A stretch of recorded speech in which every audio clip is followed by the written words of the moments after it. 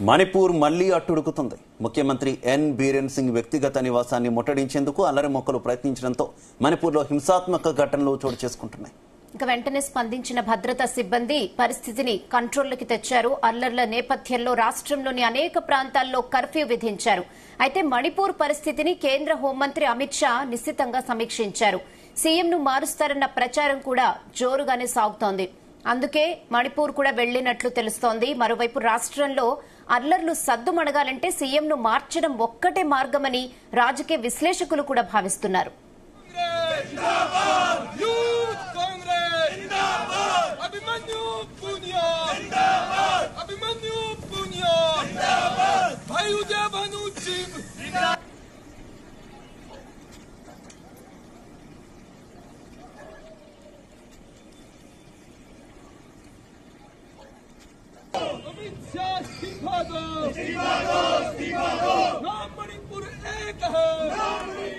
మణిపూర్ మళ్లీ అట్టుడుకుతోంది. ముఖ్యమంత్రి ఎన్ బీరేన్ సింగ్ వ్యక్తిగత నివాసాన్ని ముట్టడించేందుకు అల్లరి మోకలు ప్రయత్నించడంతో మణిపూర్లో హింసాత్మక ఘటనలు చోటు చేసుకున్నాయి. ఇక వెంటనే స్పందించిన భద్రతా సిబ్బంది పరిస్థితిని అదుపులోకి తెచ్చారు. అల్లర్ల నేపథ్యంలో రాష్ట్రంలోని అనేక ప్రాంతాల్లో కర్ఫ్యూ విధించారు. అయితే మణిపూర్ పరిస్థితిని కేంద్ర హోంమంత్రి అమిత్ షా నిశితంగా సమీక్షించారు. సీఎంను మారుస్తారన్న ప్రచారం కూడా జోరుగా సాగుతోంది. అందుకే మణిపూర్ కూడా వెళ్లారని తెలుస్తోంది. మరోవైపు రాష్ట్రంలో అల్లర్లు సద్దుమణగాలంటే సీఎంను మార్చడం ఒక్కటే మార్గమని రాజకీయ విశ్లేషకులు కూడా భావిస్తున్నారు.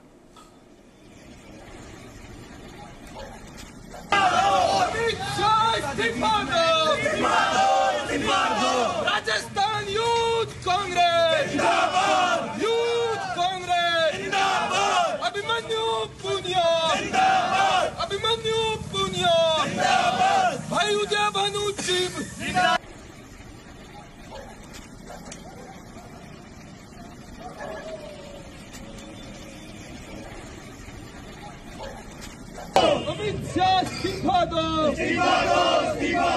राम मणिपुर एक है।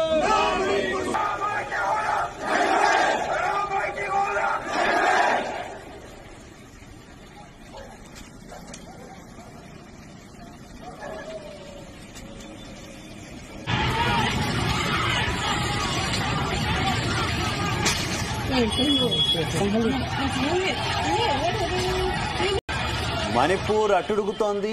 సీఎం నివాసాన్ని చుట్టుముట్టేందుకు అల్లరి మోకలు వచ్చినటువంటి పరిస్థితి. ఇక ఈ అల్లర్లతో మరోసారి మణిపూర్ రగులుతున్నటువంటి పరిస్థితి. మరోవైపు సీఎంని మారుస్తారనేటటువంటి చర్చలు కూడా నడుస్తున్నాయి. ఇక మణిపూర్లో ప్రస్తుతం ఉన్నటువంటి పరిస్థితికి సంబంధించి మరింత సమాచారం మా కరెస్పాండెంట్ శ్రీచరణ్ అందిస్తారు. శ్రీచరణ్. శివ, మణిపూర్ మళ్లీ అట్టడుగుతోంది. ముఖ్యమంత్రి ఎన్ బీరేన్ సింగ్ వ్యక్తిగత నివాసాన్ని ముట్టడించేందుకు అల్లరి ముక్కలు ప్రయత్నించడంతో శనివారం మణిపూర్ లో హింసాత్మక ఘటనలు చోటు చేసుకున్నాయి.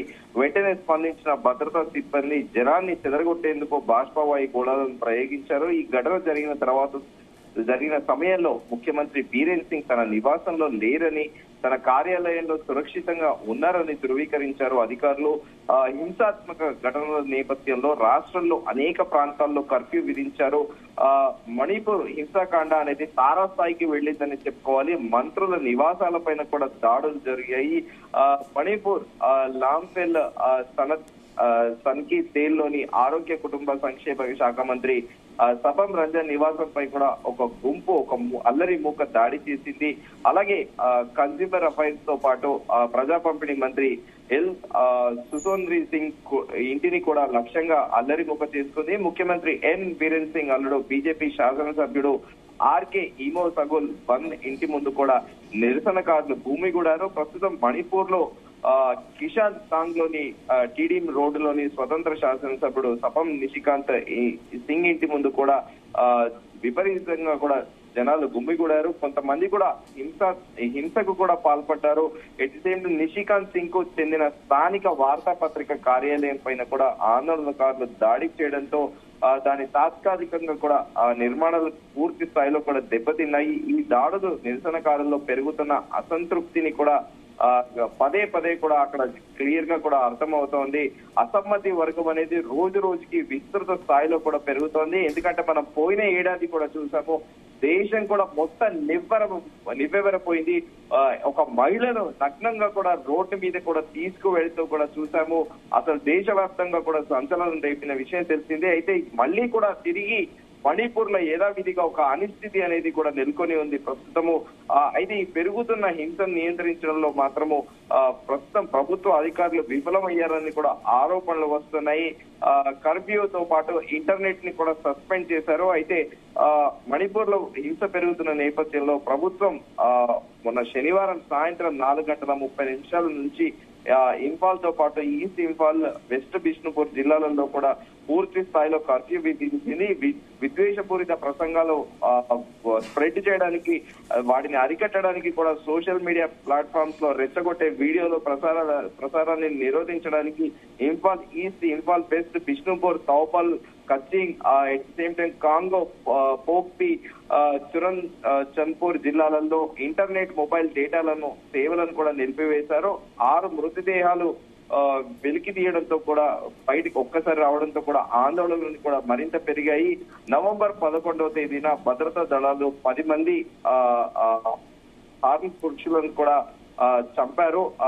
ఆ ప్రదేశానికి సమీపంలోని నిర్వాసిత ప్రాంత శిబిరం నుంచి 6 మైటీస్ జాతి వారు అదృశ్యమై చివరికి వారు మృతదేహాలుగా కూడా వెలుగు వచ్చాయి. ఈ పరిణామాలు మణిపూర్ లో తాజా హింసకు కారణమయ్యాయి అంటూ కూడా చెబుతున్నారు. మైటీస్, కుక్కీస్ అనేది కూడా మొదటి నుంచి కూడా వారిద్దరి మధ్య నడుస్తోంది.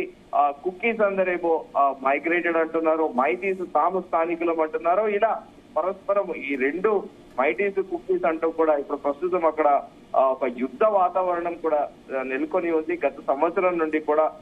అయితే ఎవరైతే ఎన్కౌంటర్ అయ్యారో వారికి భద్రతా దళాలు మిలిటెంట్ గా కూడా అభివర్ణించాయి. అయినప్పటికీ కుకీ కమ్యూనిటీ వారు గ్రామ వాలంటీర్లను కూడా పేర్కొనింది. అయితే ఈ మిలిటెంట్లు అపహరించిన 6 మైటీస్ బాధితుల్లో 25 ఏళ్ల మహిళ, ఆమె 2 పిల్లలతో పాటు 31 ఏళ్ల మహిళతో పాటు ఒక 60 ఏళ్ల మహిళ కూడా ఉన్నారు.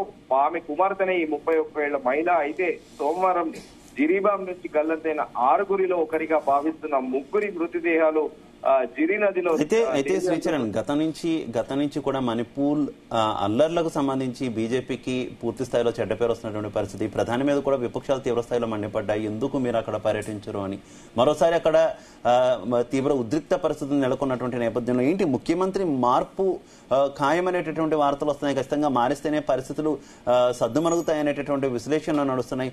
ఎంతవరకు బీజేపీ ప్రస్తుతం ముఖ్యమంత్రిని మార్చే అవకాశం ఉంది? డెఫినెట్ గా ఈ రోజే లాస్ట్ డే ఇక్కడ మహారాష్ట్ర ఎన్నికల్లో ప్రచారంలో. ఈ నేపథ్యంలో ఈ రోజు కేంద్ర హోంమంత్రి అమిత్ షా కూడా ఆయన అక్కడ ప్రచారంలో పాల్గొనాల్సి ఉండాలి. కానీ ఇమీడియట్ గా ప్రస్తుతం మణిపూర్ లో నెలకొన్న అనిశ్చితి గురించి స్వయంగా హోంమంత్రి అమిత్ షా కూడా నిన్న, కేంద్ర హోంమంత్రి అమిత్ షా నిన్న అధికారులతో రివ్యూ నిర్వహించారు. అమిత్ షా కూడా చేరుకుంటున్నారు అక్కడ. సో ప్రస్తుతానికి ముఖ్యమంత్రిని డెఫినెట్ గా మారుస్తారనే వార్తలు కూడా వస్తున్నాయి. ఎందుకంటే ముఖ్యమంత్రిని మారుస్తేనే కాస్త శాంతియుత వాతావరణం నెలకొంటూ ఉంది అని కూడా ఇప్పటికీ కేంద్ర పెద్దలు ఆలోచిస్తున్నారనేది కూడా తాజా సమాచారం. Shiva. Okay Sricharan, thank you.